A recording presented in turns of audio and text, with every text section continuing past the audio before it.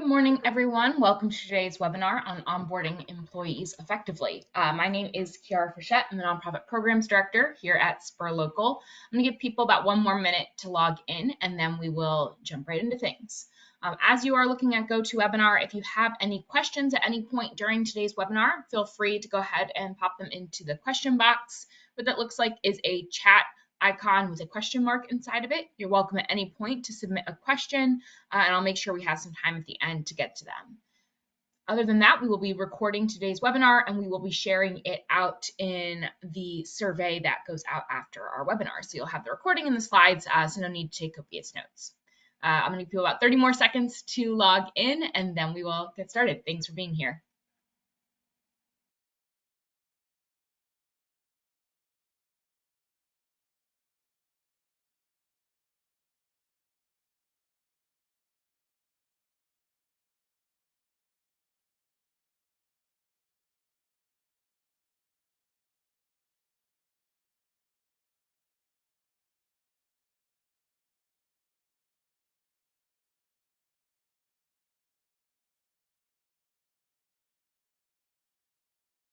All right, we're going to go ahead and get started. Welcome to anyone who just joined us. Again, my name is Kiara Frechette. I'm the Nonprofit Programs Director here at Spur Local, and today we'll be talking about effective onboarding practices for employees. So as we go through today's webinar, our goal is to share some information around training, bringing on new staff, thinking about them in the context or being able to share performance review process with them, as well as talking about how they're going to be working with the team. So hitting on some points around collaboration and ways to effectively make sure that the new staff that you have in your organization are, one, able to hit the ground running, and two, be able to be fully involved in the organization as soon as possible and contributing to the broader mission.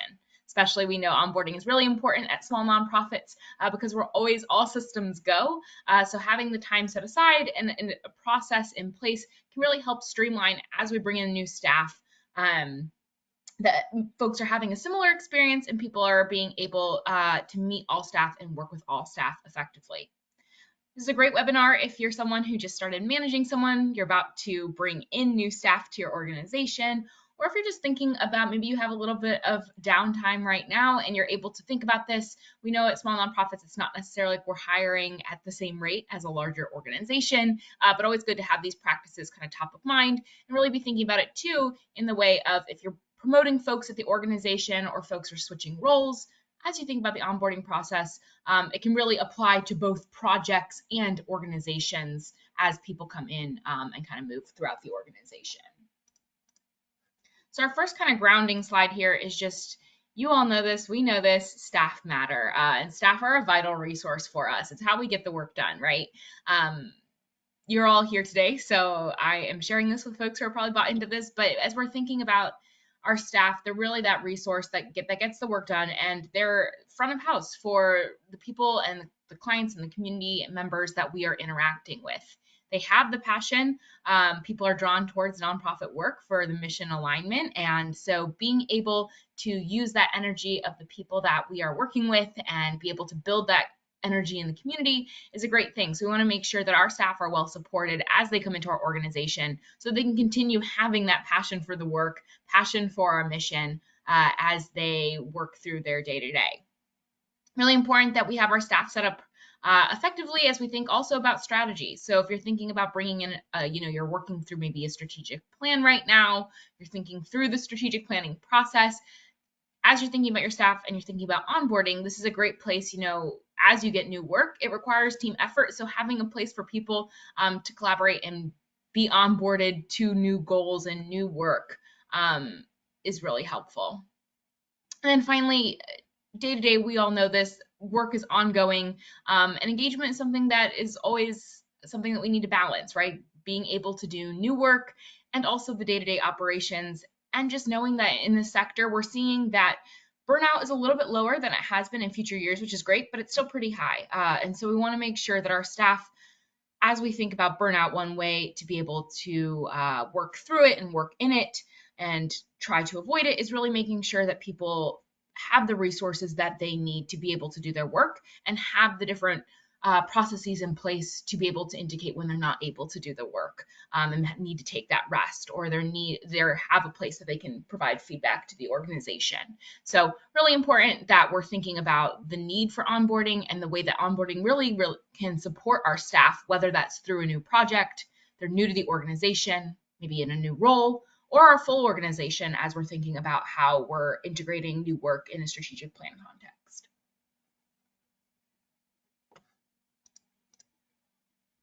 So starting off, our kind of onboarding tip number one is around planning the training. So when we're thinking about setting up an onboarding plan, this is in the context of a new employee, or it can also be in the context of a new project, you'll want to outline what the process will be. And there are kind of 5 parts of the process that we would recommend. One is to do an overview. So this is usually given by the direct manager of that employee or the direct manager of a project if this is specific for a project. And in this overview, you'll usually outline key responsibilities, deliverables, goals, and priorities. Oftentimes, maybe when we're bringing an intern in or a new staff member, you'd also go over with the overview, calendar that they need to know. We'll get into the documents, kind of the overview and the technical piece tend to go together, but always like in the first week of someone starting on a project, it's really great to get that overview either on the first day or second day that someone's there, so they get a high level overview of the projects that they're going to work on or the role that they have at the organization. We'll of course want to parse that out, and we'll go through the different components as we go through today. But this is really meant to be that first initial interaction kind of description of what they're doing. Likely you're using the job description that you posted if you're thinking about a new role to be able to talk through this is how you fit into the larger organization. Here's the overview. The next piece you want to make sure that there's time for, and sometimes this is a separate training, sometimes it's part of overview, is technical training. So this is either where a senior peer, sometimes a direct manager, or a topic expert can lead, and you'll focus on common tasks or basic actions first. As we're thinking about the technical skills, if you have a CRM system that somebody needs to know how to use, you're setting up a tech training for that. Maybe you have a Dropbox or a Google Drive folder. You're setting up, a little bit goes into resources, but as you're thinking about technical, you're thinking about what do they need to know about how you all operate. Are there standard ways that you save documents? Are there standard ways that maybe you communicate? So taking some time to do tech training, maybe for a specific project they're on, or just at the organization, things they need to know about email, things they need to know about Slack or other chat systems. So just spending some time doing some technical training. This can be led by that direct manager, but also could be another peer. Not necessarily has to be in their line of work, could also be somebody else at the organization, just being able to collaborate, kind of show them what they've learned and what they need to do to be able to do their job. The next piece you'll want to do here is make sure that there's context given. So this is giving new staff insight into their role and how it fits into the team and how the team fits into the organization. So really, when we're thinking about context, you may be doing that as part of the overview of the role, but we also see there's a benefit too in separating that out. Often folks, in that first week of the organization, they are being a sponge, just taking it all in. So sometimes it's nice to be able to go over, this is your role. Here's what you need to be able to log in, get started, start observing things your first week, and then kind of going into the second week of, okay, here is how the role, you've kind of been in it a week, here's how it fits into the larger system that we have at the organization. Here's how it fits into our mission. So you could certainly separate them. Also, if you choose to kind of blend some of these together, that's fine by us. Just recommend having all 5 of these parts as part of the onboarding process. As you think about this too, you want to make sure that you have all staff that are coming into the organization or people coming onto a new project have resources that they need, and that includes who to ask what questions to. So this is kind of where, if you have that login document that you're sharing with staff where everyone, you're storing usernames and passwords, you're sharing that, you're making sure that they know the different websites and software and anything else technical that they might need to be able to do their role in terms of resources. They have a computer if you're providing that, anything like that, as well as making sure that they know who to ask questions. And that's an important part too, is that, they can always come to the direct manager that they have, but also like on specific projects, if they don't fall under that direct manager, who should they be asking that to? And just, I think with this too, in the resources goes a little into context, but sharing what work other staff does can be really helpful to understand how to interact with other staff. And we'll get to a slide on collaboration in just a moment here. But we find that that's really helpful, knowing who does development. So if someone asks them a development question, who to send them to. So just really thinking about what do they need to know to be able to interact with other staff. And then finally, as you're thinking about and kind of assigning them project-specific work, recommend a 3-tier process. So what this looks like is the first time that they're doing something, you're showing them and you're telling them what to do. So maybe there's a process for inputting donations. So you are showing them and you're telling them how you're doing it. Maybe you're having them do it while you're standing there. Then the next time is have them show you and tell you. So as their next time the second time they're putting in these donations, you're sitting with them, maybe screen sharing, they're screen sharing with you, and they're talking through what they're doing and showing you. And then finally, the last part of that process is their first solo effort. So they're doing it, they're inputting those donations, they're letting you know that they're done, and then you'll go ahead and check them and give any feedback. We find that this kind of staggered approach helps folks feel like, one, the first time they see it isn't going to be that the next time they have to do it fully on their own. And we find that second step of talking through the process can be really helpful to solidify and kind of gets to all levels of the different types of learning that we know staff that we all have. So as you're thinking about this, again, they don't have to be these 5 complete distinct steps, but we do recommend these 5 components as part of your onboarding. As you're thinking about timing, we recommend, planning this out over the course of the first few weeks of a new staff member's tenure at the organization. And then, of course, as you're going through this, you'll do some organizational level onboarding, and then you'll probably also do some project onboarding. We do recommend separating out both organizational and project just to be able to give staff space to conceptualize one piece of the bigger puzzle, and then what their specific puzzle piece, kind of how it fits in. So after you've kind of onboarded in the sense of staff know what they need to do, they know the organization, they've done the HR pieces they need, they have the resources they need. The next piece you'll want to think about is goal setting. We recommend doing this relatively soon to a staff member coming into the organization, but certainly does not have to be in the first week.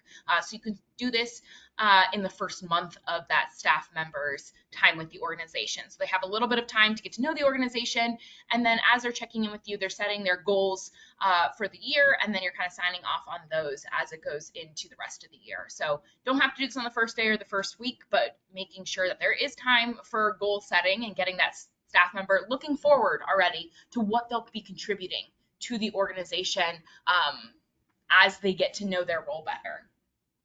So what we recommend here as we're thinking about it is making sure there's kind of 3 ways to be thinking about goals. So one is goals specific to their role. This can include very tangible goals to broader goals of what their role needs to accomplish at the organization. So tangible, again, it can be related to that production or outcomes. If we're going back to that example of development of reports or donation reports that they're putting in, it can be how many donation reports are expected per year, or that they're increasing the number of donation reports done. Broader would be related to how the work is done. So maybe you're hired someone to create a new process. Maybe you're thinking about efficiency. Those are the more broad goals there. What we recommend is if you have a role-based goal, so specific to what you need that role to accomplish, that you're picking 2 to 4 for the year. As you define what these role-based goals are, good to explain how check-ins on these goals will happen, so folks know how you'll be holding them accountable as they are with the organization. So as we're thinking about that onboarding training, you've gone through those 5 different steps, or you've included those in your onboarding plan. The next piece of this, again, as you're thinking about integrating that goal conversation in that first month, you're thinking about how do we make sure that staff members know that we're not only checking in maybe weekly on priorities and day-to-day work, but also we're going to check in quarterly via role, quarterly via goals, biannually via goals, and so that folks know when you'll be evaluating that and having conversations. Outside of those role-based goals, which is really where we tend to focus goals, the other piece is thinking about development. So this is where we recommend setting professional development for your staff members. If they're newer at the organization or they're a more junior staff member, we recommend kind of sharing what your thoughts on their professional development could be, giving them some options. Could also certainly ask them if they have any trainings that they are interested in. We find those, especially with junior staff, great to kind of put some options out and see what they might be interested in, see where you see them growing at the organization, kind of direct them in that way. And then as staff get more senior, a little bit more staff-led, but certainly supported and brought up by managers. As you think about this development goal that you're setting with them, could be related to their current role at the organization or really where you see them going in the next role at the organization. What we recommend here is that as you're setting development goals, those performance development goals with your staff members, just having a mix of personal interest and job relevance. You could do making sure that both the staff is interested in it and it's relevant to their role at the organization or future role at the organization. So thinking about it in both contexts. And if you find that a lot of it is around the job relevance, but maybe they don't have that interest, having conversations about what they would be interested in so it feels like a better use of time and resources. Should certainly always have that broad tie-in to work, though. And then finally, as you're thinking about this, so they're setting that 2 to 4 role goals alongside you. They're thinking about development and then thinking about global goals. So that's the team and or organization.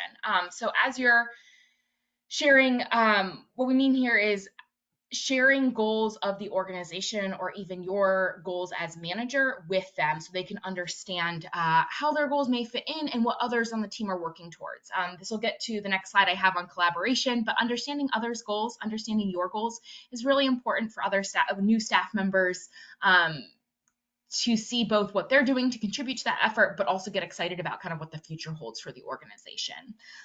If you're doing this and there is time for feedback, these goals haven't been solidified, can certainly invite them to offer their opinions on that. However, if there's not time for that, just kind of letting them know when the next time that either organizational goal setting will be happening or the whole performance review process is happening.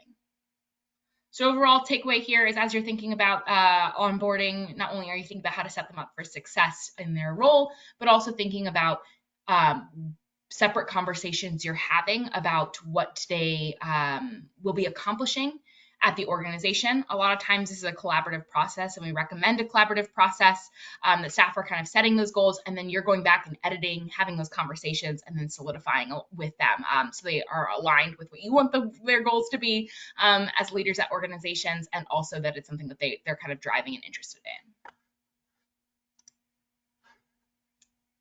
The next piece here is thinking about collaboration. So especially at small organizations, especially with small teams, it's important to create those connections and making sure that staff members, even if they're not working directly with other staff members, maybe they're in programs and they're not working with the development staff member, that they know them.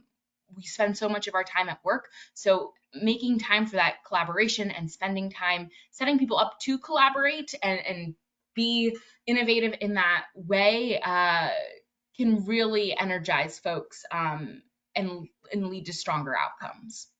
So as you're thinking about this, if there are formal ways to collaborate, a couple different things to be thinking about. One, just letting them know of potential work that they may be collaborating with others on.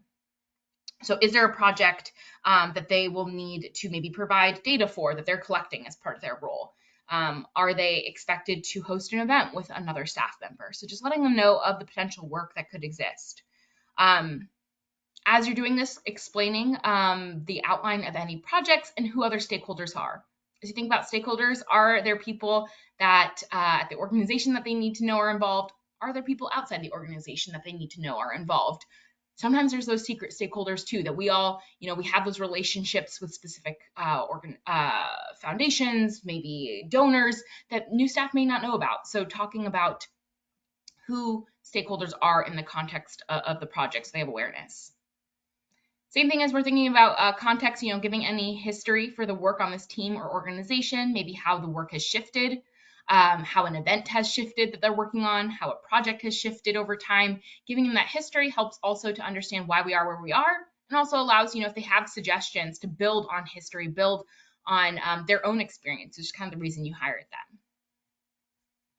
As you go through this, really important for collaboration, especially with new staff members and anyone, if it's a new project, is to just have a quick conversation. We always recommend at the beginning of a new project to just do a kickoff meeting where there are roles defined. And with roles, just giving some direction around expectation of labor division, who will be making decisions, and what different people's roles are. With this also, just making sure as you're thinking about this, there's a variety in the types of collaboration they're doing, whether that's informal, that we're all collaborating via a brainstorm meeting, or it's collaboration that we're going to divide the work on a specific project and we will each have our own deliverables. So thinking about how that folks are collaborating, are there different ways that they could be collaborating? What does this look like at the organization? And then finally, once that collaborative work has begun, just making sure that you're checking in with new and existing staff after that work has begun to understand how they're working together, if there are any ways you can support your staff member as a manager of them, and are there ways that you can be even talking with the existing staff about how they could best be working with the new staff member. So just as you're thinking about onboarding, always like to have this slide just around collaboration too, just thinking about a lot of our work is collaborative, and it's also easy to get siloed at small organizations in our own work because we are teams and departments of one or two. So just making sure that if there is that collaborative work, taking the time to onboard them to what that might be, the same way you would think about onboarding them to the organization.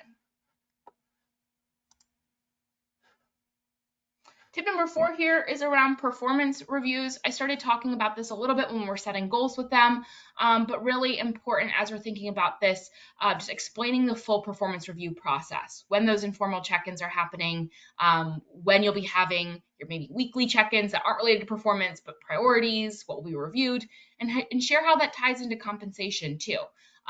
Is the performance review process tied to compensation conversations, or is that separate? Letting people know kind of what criteria are they going to be evaluated against, and how will that conversation go? So making sure people are prepped prior to the conversation, and kind of prior or while they're setting goals, understanding how they'll be checking in on them. Just making sure that you give them a copy of the goals you discussed that you've edited. I mentioned that they would probably be the ones to first draft them, and then you would edit and finalize, and then making sure that they have that, and letting staff know that this is not the only time that these goals will be discussed annually. So maybe you're doing that informal check-in quarterly, and then annually you're doing a full conversation. As you have that first check-in with them, recommend, since this is the first time that you're doing it, you're onboarding folks to the process, first time experiencing this, they may have experienced something different at a previous organization, just taking time to set the tone and easing into the conversation. The goal with performance review process is that it's not always punitive, and so that it is really a dialogue around not only maybe why something didn't happen, or not that something didn't happen, but the why behind it. How can they think about how to change that outcome in the future, and really working with them in that collaborative way to drive them towards the outcome that you both set. So having a lot of conversations around why projects maybe were successful and why projects maybe weren't successful, focusing on the why, and then also checking in on engagement. How are they getting to know other staff? How do they feel workload wise? Is it sustainable? Talking about collaborative efforts, going back to the professional development, have they had a chance to take that course or go to that training or be involved in that cohort? Having that conversation can be great there. And then finally, my last tip here is just around ownership. So we've talked about the actual process, the different components of getting staff involved. We've thought about collaboration, the process of performance review, but ultimately we want our staff to be contributors at the organization and feel ownership and be able to iterate upon that. Again, small organizations, one person at the organization has the ability to make a larger impact than they might at a larger organization. So as you're thinking about ownership and getting staff fully invested, You'll want to be just making sure that you look at onboarding not just in that first week or first month, but across the first year. So yes, you're onboarding people to projects and probably most of the work that they're doing in that first month or two that they're at the organization, but how will this role grow across the first year? Is there new responsibilities that will come up once they've hit certain metrics, hit certain criteria that you've set? So just thinking about that process for the first year, getting them excited about that. Again, the goal setting process can get folks excited about what's to come. Easy to feel in the first few weeks, just overwhelmed, but as you start to set those goals and look forward, you can keep people's energy up. As you think about this, also thinking about trying to create safety net and minimize risks. So in the projects, in that kind of threefold way of having folks get onboarded to projects, creating that safety net, letting them know that you'll be able to do support their work if they're needed, having those checks in place where maybe you're copied on emails that they're sending when they first start if they're more junior, or that you're in some of the meetings that they're hosting to make in the kind of transitional period of maybe moving work off of others' plates, just creating some time for them to test out before you're kind of putting them in front of folks, especially as they're getting comfortable with the organization. So a lot of times, again, it's that working, kind of showing them and working with them. They're then doing that action and explaining it to you. And then the last time they're doing it and you're providing feedback. As you're thinking about this too, just making sure that what you're sharing with them is specific, giving the info on what to do, the goal, and the urgency. As we think about this, kind of two things to avoid as we're thinking about ownership. We don't want this to be a sink or swim. This isn't a test. Staff need support. And so we want to think about how do we support them in the way that they maybe need resources, that they may need knowledge, or that they may need relationships. Are there folks that, we're seeing that they need to know and have a relationship with, whether that's internal or external, to be able to successfully do their role? So how do we make sure that there is that safety net, that we are that connection, that bridge, versus hey, go out to that meeting, and if it doesn't do well, like that, then this failed. Making sure we're really thinking about maybe how we first got involved in a project or in specific work. And then finally, you don't want to micromanage. You want to give space for flexibility and learning safely, which is really where we think about having folks onboarded in that month timeline, that multi-month timeline, and being able to give context not only on the project, but of the organization. So there is time for them to be setting those goals, be flexible. You have those check-ins so that your staff know, again, who they can come to, when those times are coming, and how can they reach out to you informally outside of those times to better understand the work. So not only thinking, again, about resources, but thinking about people to be connected with can help with the micromanagement piece there. So last thing here, I know I talked about a lot. If you have any questions, feel free to go ahead and put them in the question box here. If you have any questions around the onboarding process or anything related. What I'll leave you here with is kind of 6 things to be doing now or thinking about. 1, just planning immediate and long-term onboarding. So what does that look like over the course of the first week, first month, and first year? Making the team aware of the process and expectations. How will teammates and team members know already what this staff member, how they'll be onboarded, so they know when they can start working with them on projects, when they can start offboarding their own work? What will that look like? Just prepping any needed materials and training items. Do you need a slide in your organization? Do you need to put together a document with the different logins? Do you need a one-pager explaining a project? Is there a standard operating procedure, an SOP that needs to be updated? Just prepping those materials. Asking your team for feedback, asking current team what was missing in their onboarding, what would they have appreciated? That can also help us just see if there are any holes in our current onboarding process. Setting targets for yourself and what you want to achieve with their onboarding and what you want to achieve in your own management, setting your own goals, really great place to start too, kind of thinking about your experience. And then finally, as staff are going through that onboarding in the first week or so, just asking staff how onboarding is going. We may think that we've covered it all, that we've had all of the trainings and meetings that we need, but sometimes it takes, staff to have one meeting, they think they know, and then they're actually doing the work, and we realize they might need a second training, or we might want to break out how they're going to be working on one project into multiple meetings. So just ask staff how onboarding is going. All staff learn, and we all learn differently and all experience things differently.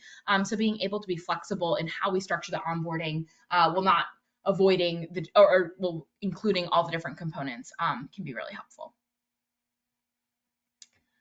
All right, that is all I have for you all here today. Again, I'm not seeing any questions quite yet, but if you have any, feel free to go ahead and pop them into the question chat box here, and I'll hang on for a minute or so. Otherwise, we will be sending out the recording and slides afterwards. And if you have any questions, just feel free to reach out.